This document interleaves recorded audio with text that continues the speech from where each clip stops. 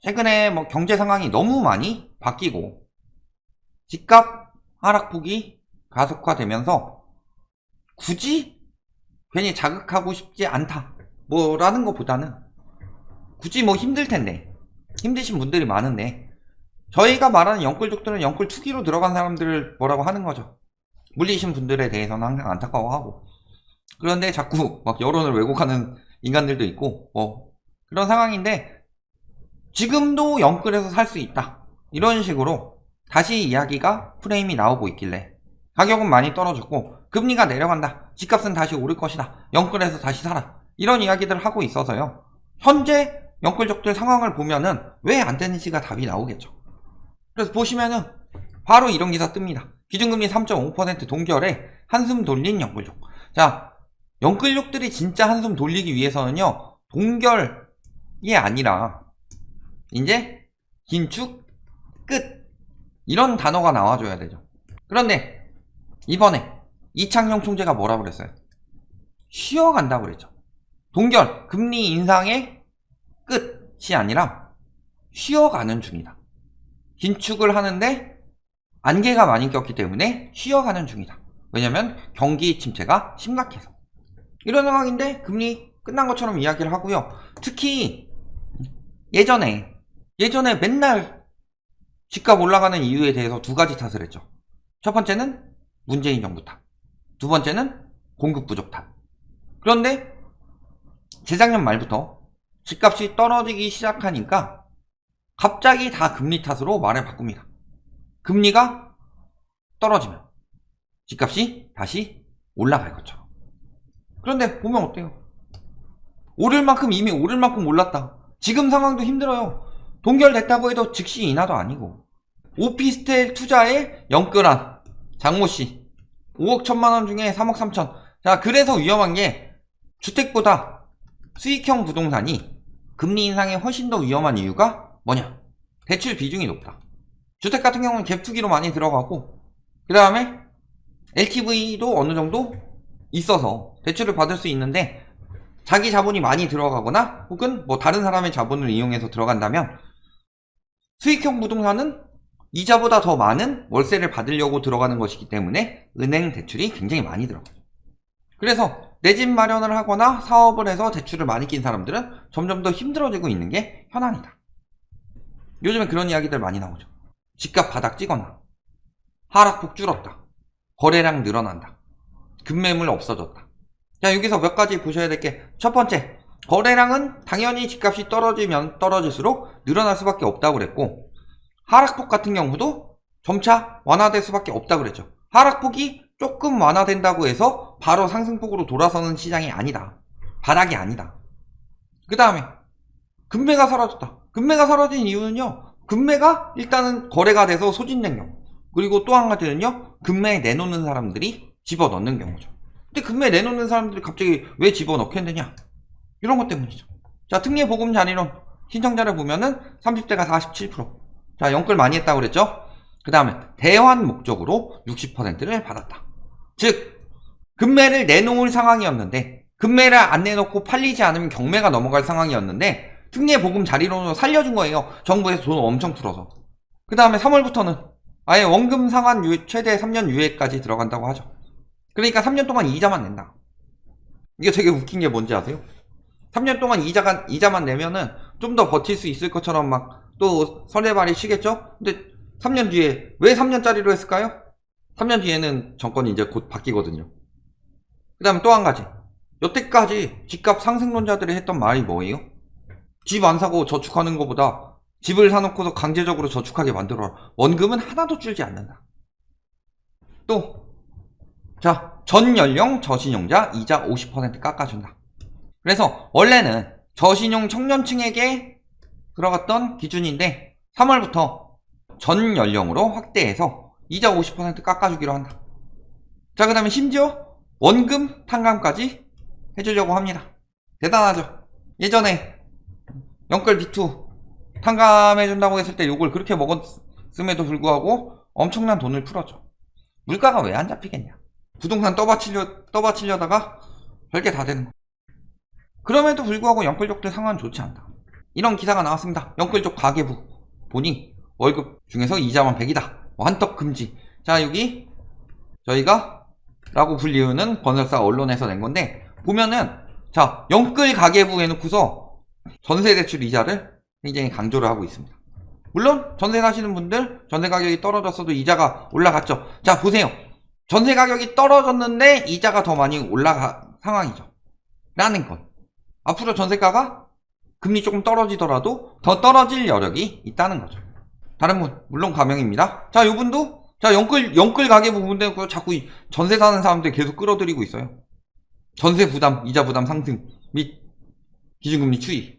그래서 전세 부담, 전세 사는 사람들은 이렇게 정말 힘들어지고 있다. 이자 부담 때문에. 그런데 내 집 마련하는 월세에 대해서는 별로 차이 없어 보이죠. 전세 사는 사람만 힘들다. 그런데 보시면은 여기를 강조해놨죠. 이건 집 산 사람이에요. 영끌에서 집 산 사람. 근데 실질적으로 강조해야 될 부분은 여기죠. 거래 금액을 왜 자꾸 그러냐. 거기다가 저기 갭투기 했는데 전세값이 뚝뚝 떨어지고 있는 사람들, 영끌해야 보증금 겨우 돌려준다. 이런 이야기들 나오고 있죠. 그래서 보시면은 DSR을 고려한 추가 대출에 임대주택 처분해야지 보증금 반환 가능한 경우가 28%다. 여기 눈물의 급매물 사연 막 이런 기사들 계속 나오고 있습니다. 근데 이게 눈물의 급매물 사연이 맞냐? 진짜로 말하는 거 보면은 아니 왜 저런 게 눈물의 그런 거고 저기 왜 자꾸 말 같지도 않은 소리들을 하고 있냐. 자, 눈물 없이 들을 수 없는 급매물 사연이라는데, 자, 대출이 17억이에요. 급급매. 호가가 20억대고 실거래가가 18억인데 매매 가격이 14억에 나와서 봤더니 근저당권 설정이 17억이고 계약과 동시에 잔금까지 모두 치르는 특이한 상황. 자, 즉 대출이 17억짜리 무리하게 샀다가 지금 14억에 팔고 있는 거죠. 35억짜리 사면서 16억 대출 받고 23억 대출 받아서 경매에 넘어간 거. 27억짜리 사는데 24억까지 대출 받은 거. 이거 보면요, 눈물의 급매물이 아니라 올인, 부동산 투기, 폭망, 쌤통 이런 기사가 나와야 되는데 역시 그 언론들 눈물의 급매물 사연이 나오는 거죠. 실질적으로는 뭐 저런 거는 굉장히 심각한 사례이고 저런 것들이 먼저 터지는 거고 앞으로 차츰차츰 터지는 거죠. 역전세로 갭투기가 터지는 거 플러스 영끌족들이 이자 부담으로 내놓는 경우. 자, 집값은 계속 올라가는데 내가 먹고 살 게 없으면 망하는 거예요. 예를 들어서 100억대 자산가인 빌라 왕소리 처음 붙은 사람이 환경미화원 출신의 100억대 자산가, 빌라 투자로 자산이 100억이 넘었다. 근데 자산이 100억을 넘으면 뭐예요? 1억 얼마 낼 돈 없어가지고 실형받는데. 자산이 중요한 게 아니라 팔아서 현금화해서 내 손에 쥐어줘야지 그게 돈인 거지. 그러니까 아직도 호가에 속으시면 안 되죠. 영끌족들은 그 호가에 팔고 싶겠죠. 손해는 보기 싫겠죠. 초창기엔 그래요. 글로벌 금융위기 때도 마찬가지였고 IMF 때야 워낙 빨리 떨어진 이유는 IMF 때는 집값 거품 때문에 떨어졌다기보다는 회사가 망하니까 회사 구도를 막기 위해서 일단은 집을 팔아서 그 돈을 메꾸고, 근데 사람들이 돈이 없으니까 싸게 팔아서라도 회사 구도 안 나게 메꾸고 이러다가 싸게 나온 거고, 진짜 집값 거품 떴을 때 빠지는 거를 생각을 해보면 그렇게 된다는 거죠. 그래서 보면은 이게 진짜 현실이죠. 경매가 이미 경매 신청 현황이 지금 2,000건대에서 내려오질 않고 있다. 이게 현실이에요. 이 중에 대부분은 영끌족보다는 사실은 갭투기 파산이 늘어나는 경우이고, 영끌족들은 경매가 저렇게 쉽게 안 나와요. 진짜 경매는 갭투기 파산이고요. 영끌족들은 조금 더 시간이 지나야 나온다. 더 많이 떨어지고, 그런데 이자 부담은 많이 줄지는 않는 상황이 됐을 때. 자, 그러면서 다중채무자들 엄청 늘어나고 있죠. 자, 가계소득 27%가 비소비 지출로 나갔다고 합니다. 쭉쭉 올라가다가 지금 27%, 2006년 이후 가장 높은 수준까지 올라갔다는 거죠. 그러니까 집값 거품 쌓이면서 쭉 올라간 거예요.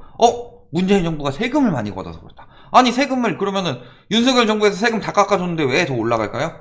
특히 어디가? 도시 근로자 가구가 더 높다. 왜? 영끌에서 집 사든가 전세 대출 잔뜩 받아가지고 그 비싼 전세로 들어가든가 이런 상황이 된 거죠. 이제 빠지고 있는 거. 자, 다중채무자 카드론 장난 아니죠. 카드론 2%밖에 안 늘었는데요. 카드론이 2%밖에 안 는 이유는 DSR에 포함이 되기 때문이고요. 카드론에서 대출을 못 받으니까 지금 다 뭘로 넘기고 있는 거예요? 리볼빙으로 넘기고 있는 거죠. 10%만 갚도록 리볼빙을 설정을 해놓는다. 그러면은 50만원만 갚고 나머지 450만원은 다음 달로, 다다음 달로, 다다다음 달로 계속 미뤄지는 거예요. 그게 무슨 소리예요? 그런 식으로 버티고 있다는 소리예요. 이자 잔뜩 내가면서. 리볼빙 카드 이자 17% 넘죠. 지금 그런 식으로 근근히 버티고 있는 사람들이 굉장히 많이 늘어났다는 소리고, 이게 금리 조금 낮춰진다고 해서 벗어날 수 있는 상황이 되느냐? 말 같지도 않은 소리라는 거죠. 자, 여기 지금 B2 영끌의 청년 4~5명 중 1명, 즉 20%가 소득 대비 부채가 300% 이상이다. 그래서 2012년 같은 경우 100명 중에 8명이었는데 지금 100명 중에서 21명, 22명 정도가 소득 대비 부채 비율이 300%가 넘는다. 2.6배나 급증했다. 그 이유는 뭐예요? 뭐 주거 목적을 위한 부채가 가장 큰 비중을 차지하지만 주담대나 혹은 전세자금대출. 그런데 주거 목적이 아닌 부동산이나 금융자산 투자를 위한 부채가 엄청나게 늘어났다. 그래서 영끌 비투로 무리하게 구매한 이들은 자산 감소, 부채 증가 등으로 사회적 약자로 전락할 가능성이 있다. 벼락거지라고 그렇게 놀리던 사람들이 진짜 벼락거지 된다. 벼락 빚거지 되는 거다. 이런 상황이라는 거죠. 그러니까 그 부추긴 사람들은 다 어디로 갔냐. 그래놓고서 이야기를 해요. 투자는 본인의 선택이라고. 이제 와서. 그러면 그동안에 우리는 왜 그렇게 깠어요? 너네 집값 떨어진다고 하더니 올라가더라. 올라가는 상황이 지금 굉장히 위태롭게 올라간다. 젠가탑처럼 밑에서 빼서 위에다가 세로로 쌓아가지고 올리고 있는 형국이기 때문에 툭 치면 무너질 상황처럼 올라간다. 지금 굉장히 위험한 상황이다. 지금 들어가는 사람들이 물리는 사람들이다. 이렇게 이야기를 했죠. 너 때문에 집 안 사서 손해봤다. 너 때문에 벼락거지 됐다. 투자는 자기 마음 아니에요? 진짜 벼락거지라고 하던 사람들은 여기 와서 그런 소리 아니에요. 왜? 그 벼락거지란 말에 흔들릴 정도면은 저기 상승론자들이 주장하는 말에 벌써 흔들렸겠지. 그러니까 결국엔 뭐예요? 본인의 선택이라고 하는데, 예를 들어서 이렇게 생각을 해봅시다. 저기 뒤에 칠판도 있고 제가 여기다가 1 플러스 1은 3이다 이렇게 강의를 했어요. 10교시 동안 강의를 했어요. 근데 시험 문제 나오니까 1 플러스 1은 3이 아니고 2죠? 근데 1 플러스 1은 3이라고 내 수업을 들은 애들은 다 그렇게 썼어요. 그러면은 틀렸어요. 아니, 내가 이렇게 설명했더라도 그거를 잘 확인해보고 답지랑 이런 거 잘 확인해보고 하는 것은 본인의 선택이다. 이렇게 말할 수 있는 선생이 있어요? 근데 왜 무책임하게 나오느냐? 그걸로 본인들은 돈을 벌어 쳐드시지 않았냐? 맨날 우리 유튜브 수익 무주택자 빨아쳐먹는다 이딴 이야기 하고 있는데, 본인들은 그거 가지고 오프라인 강의 만들고 뭐 해가지고 수십에서 수백 수천까지 받아 쳐먹지 않았냐? 인당. 근데 왜 책임이 없어요? 돈 받고 가르쳤으면 그게 책임인 거지. 요즘 마인드가 이겁니다. 오를 땐 자본주의, 떨어질 땐 공산주의. 집값이 올라갈 땐 뭐예요? 자본주의고. 집값이 내려갈 때는 사람들이 공산주의가 된다. 왜? 집값이 올라갈 때는 자본주의니까 내 돈이죠. 내가 잘 투자해서 번 거야. 떨어질 때는 사회적 문제가 되니까 국가가 책임져라. 왜 국가가 책임져야 돼요? 볼 땐 국가에다가 환수했나? 세금 올린다고 뭐 징벌적 과세니 뭐 어쩌고 저쩌고 지읒일 하고 있지 않았어요? 요즘 마인드가 다 그거예요. 왜 영끌족들을 국가가 책임져야 돼요? 본인이 투자 실패한 건데. 왜 갭투기꾼들을 국가에서 구제해줘야 돼요? 갭투기 하다 망한 거 세입자들한테 떠넘기지 않고 갭투기꾼들한테 다 돌아가도록 만들어야지. 뭐 하자는 거야 이게. 그러니까 투기가 설치지. 국가가 책임질 수 있는 영역도 한계가 있고, 이거 다 책임지면 나라 망하는 거고요. 그리고 영끌족들 한숨 돌렸다? 한숨 돌렸다 아니죠. 내가 무릎을 꿇은 이유는 추진력을 얻기 위함이다. 지금 나라 안팎에서 물가 재상승 경고음이 터지고 있다. 그래서 미국 소비자 물가 지수도 전월보다 올랐고, 뭐 스페인도 올랐고, 근원 물가는 7.5%나 올랐다. 스페인 같은 경우. 우리나라 같은 경우도 근원 물가 상승률이 굉장히 높다. 그런데도 불구하고 정부는 상저하고 경기 흐름의 전망이 아직 유효하다. 이게 저 부분에 제가 빨간색 치고 하는 게 기자들이 진짜 더러워요. 왜 더럽냐고 하냐면은 문재인 정부에서 집값 잡혀가고 있다. 그때는 집값 상승폭이 둔화되는 모습이 나왔고 집값 잡혀가고 있으니까 이야기를 했어요. 그때 뭐라 그래요? 지금까지 이렇게 많이 올려놨는데 집값 잡히고 있다고 뭐 하는 문재인 막 이런 식으로 기사 내더니 윤석열 정부에서는 물가 잡힐 기미 하나도 안 보이고 있는데 상저하고 정부에서 이렇게 말하고 있고 그 기조는 유지될 것이다. 이딴 식으로 이야기를 하고 있어요. 이게 정치적인 거지. 왜 자꾸 우리한테 정치 프레임을 씌워요? 그러니까 지들이 정치적인 거에 대해서 팩트 체크를 하니까 우파놈들이 보기에는 저희가 좌파처럼 보이겠죠? 아니에요. 저희는 좌파도 우파도 아니고 중립에서 보고 팩트만 전해주고 있는 거예요. 근데 무슨 상저하고요. 물가가 어떻게 하반기 어떻게 잡혀요? 4월에 빅스텝, 뭐 5월에 빅스텝 이 정도는 해야 잡히지. 잡히겠어요? 지금 상황에서? 근원 물가가 계속 올라가고 있는데 한국은행에서도 근원 물가 전망을 더 높였는데 근원 물가 전망을 높이면서 물가 전망을 낮췄어요. 이게 무슨 소리예요? 금리 때문에 물가 잡히는 거는 더 안 잡히게 생겨 먹었다. 국가에서 낮춰놨으니까. 그런데 유가나 이런 거 내려주기만을 기도합니다. 라는 거죠. 이게 말 같지도 않은 소리지. 이렇게 두다가는 진짜로 다 무너지든 말든 연착륙이든 뭐든 금리 경제 때문에 금리 계속 올려야 되는 상황이 올 수도 있고 문제는 금리가 다가 아니에요. 금리가 내리면 금리가 괜찮아요? 그러면 예전에 한 1.75, 1.25, 0.5까지 떨어질 것 같아요? 물가 잡힌 지 얼마나 됐다고? 한 당분간 3% 유지해야지. 이런 상황이에요. 영끌 해서 돈 벌어라 라는 인간들 말 믿고 영끌한 사람들 지금 벼락비꺼지 된 거고 그러면서 너네 벼락거지다 하고 상대적으로 자산 잠깐 늘어난 거 팔아서 현금화도 안 해놓고서 놀린 사람들의 말로가 이거다.